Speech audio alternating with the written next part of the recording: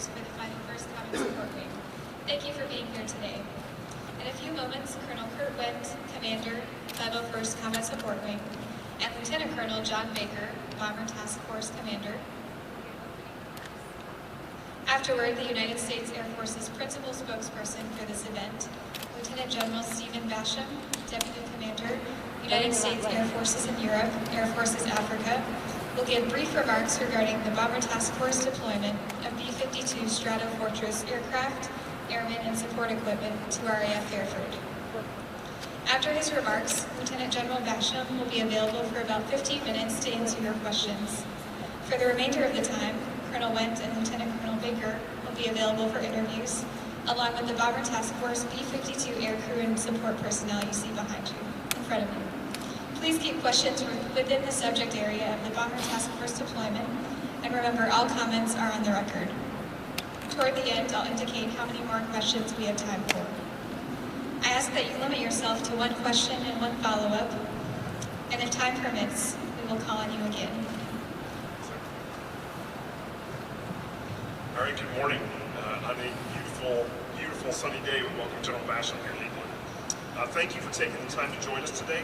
On behalf of our entire 501st Combat Support Wing team, we want to say welcome, not only to General Basham, but also our host wing, our friends in the 2nd Bomb Wing. Thank you also to our British hosts for your strong support of operations on this installation and elsewhere in the UK. It's because of those deeply rooted partnerships that the U.S. Air Force can live, train, and fight with our allies and partners from strategically positioned bases in Europe, like right here at RAF Fairford. This is the second time that we welcome the 2nd Bomb Wing here for Bomber Task Force to conduct operations from Fairford. And during this rotation, they're continuing and fine-tuning their training in the U.S. European Command Area of Responsibility, demonstrating their ability to operate seamlessly across the theater with a range of joint and allied forces. By doing so, they reinforce our message that the U.S. has an enduring and persistent bomber presence in Europe. Since its integration into our Air Force more than 60 years ago, the B-52 has been a symbol of freedom, power, and persistence for the United States and our allies. Today, that message is no different, and those who see it flying over RAF Fairford or across the theater should be reminded of our commitment to our allies and partners, and our ability to provide deterrence 24 hours a day from locations like Fairford.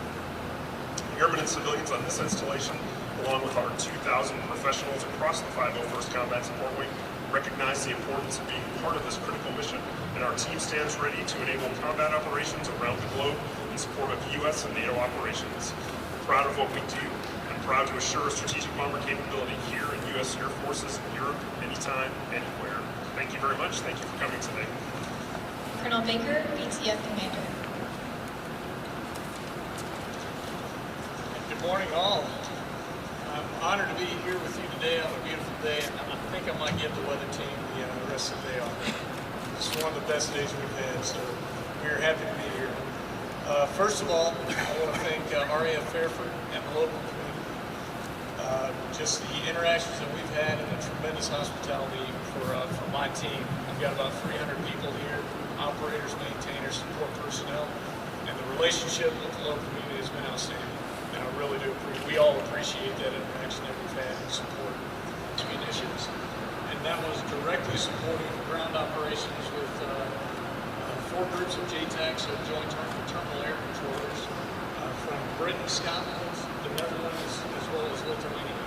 So that was on foreign ranges we have never flown to before with our partners in NATO. Our mission here was, number one, to maintain ready and posture forces prepared to support our combatant commanders in the region. We did that successfully with the work from our team, and like I said, from the local community and the surrounding support of the units here in the UK. So I greatly appreciate that support that we've gotten. Once again, thank you all for the hospitality. Thank you to the local community, and I truly appreciate it, and I'm sure you will be back. Thank you very much.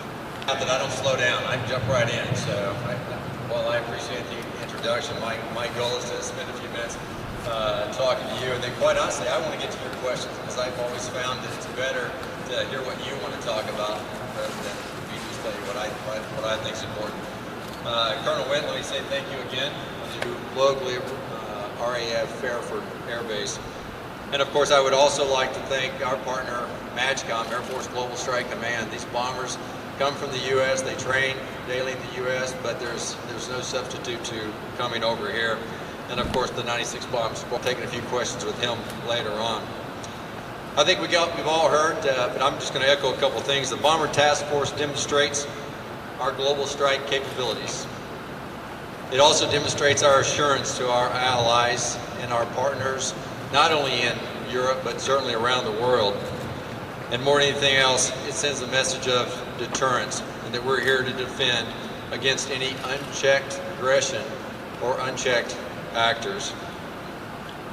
And quite honestly, the goal is to guarantee each and every day one more day of peace.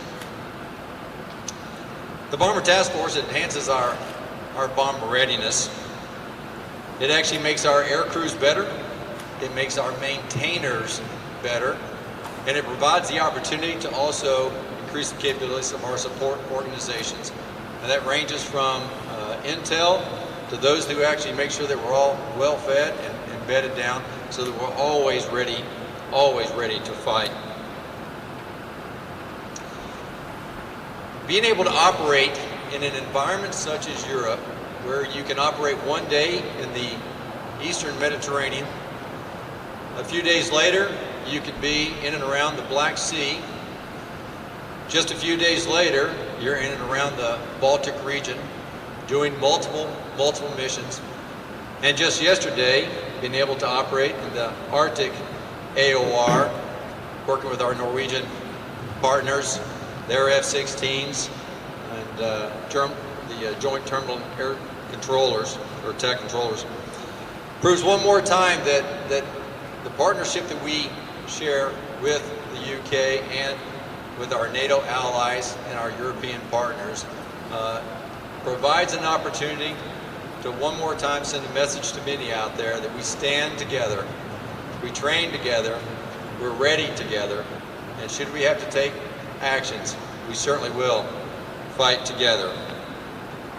It's also an opportunity, but I have to tell you, we also, using one of the aircraft from this deployment, flew over to the CENTCOM theater and around Saudi Arabia to make sure that any actors in that AOR know that it's not just the aircraft that's set in CENTCOM, but it's the aircraft that are all around the world, both in European theater, I'm sure Indo-Pacific, and absolutely in the United States.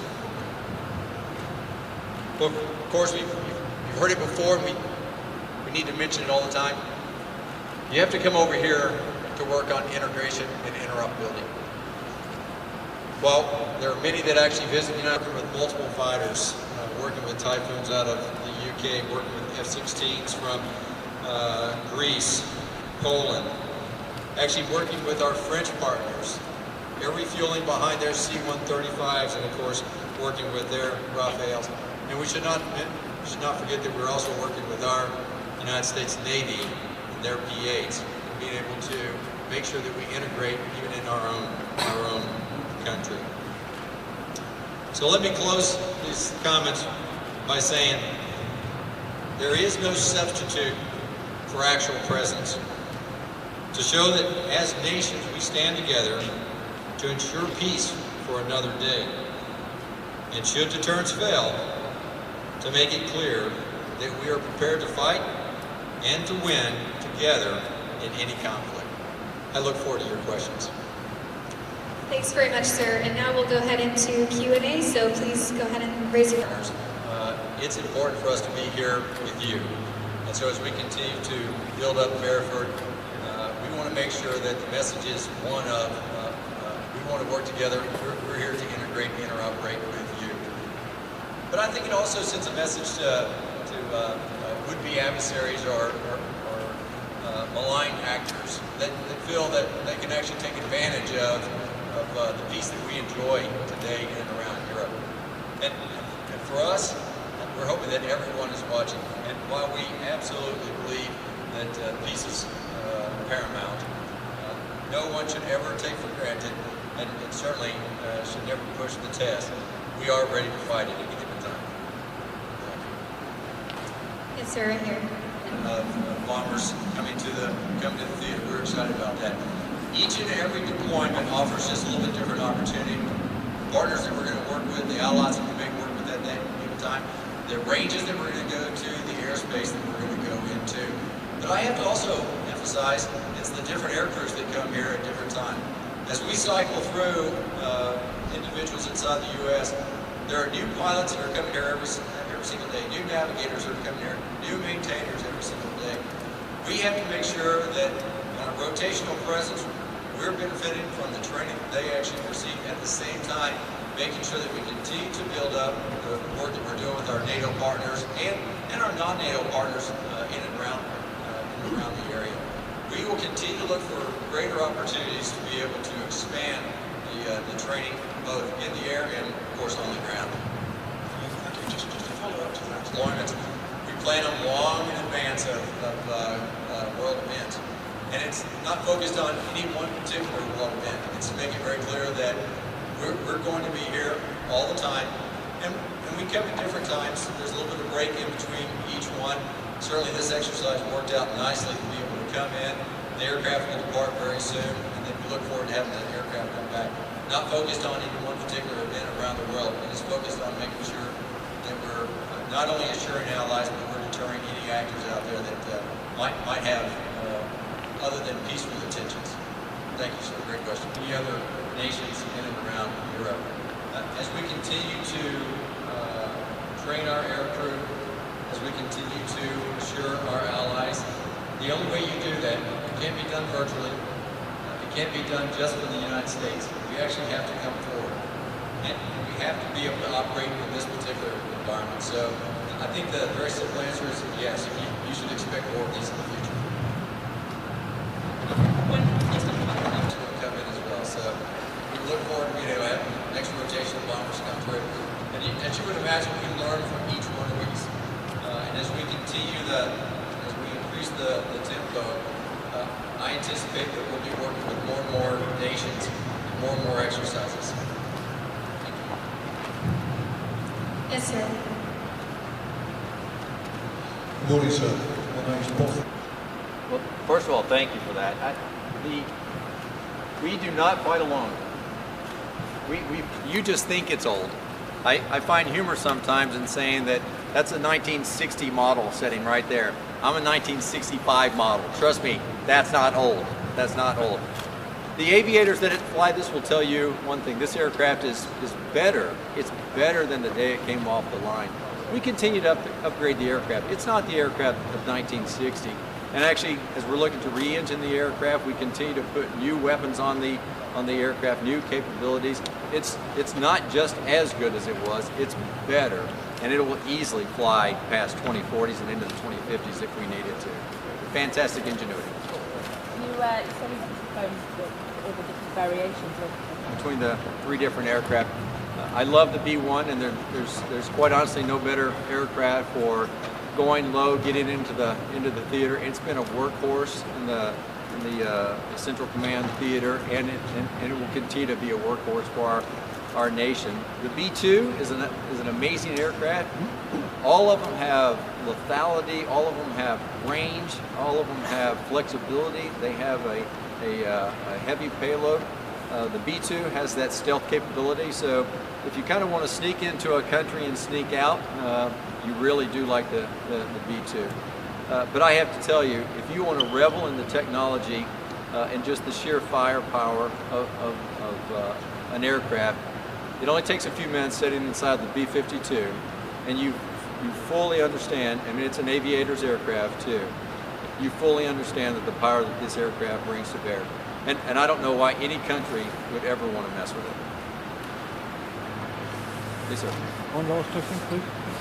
George. With our allies and partners in USAFE and USEUCOM in the UK is a big experience for them. So the lessons learned those young aviators will take back and pass on to their instructors is invaluable to me, to my squadron, to the Marines. That are actually doing a phenomenal job here. But I'll put it in perspective.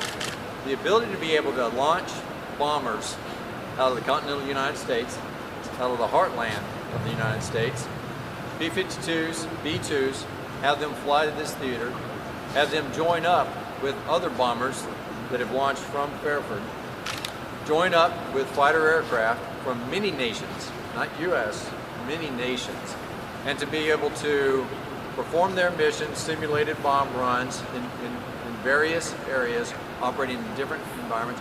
You create a challenge for any adversary, any would-be adversary out there. What I'm saying is, while we'll maintain a rotational presence here, you should understand that from our bomber force, you always have a presence here. We're only a short amount of time to generate an aircraft, get it airborne, and having flown almost a 31-hour mission before, I'm telling you, we like the long missions. We're okay with that. So you always have the presence of the bombers, even if they're not sitting here at Fairford.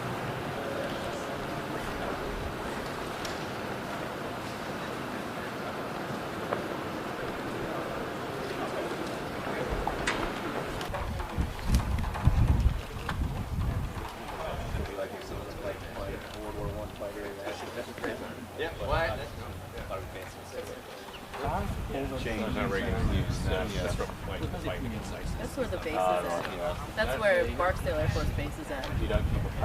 So this BTF station out of Barksdale Air Force Base in Louisiana. I'm ready to see if I can get it. Are you flying? Thank you.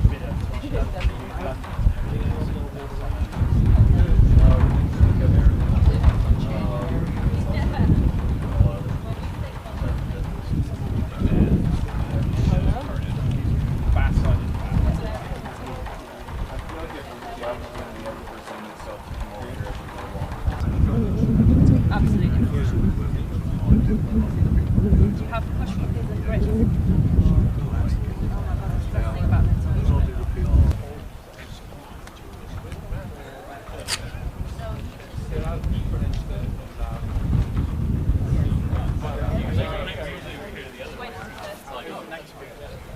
Okay. 32. Right, are you ready? Fighter integration underneath. Because he's a Boeing 747 airliner.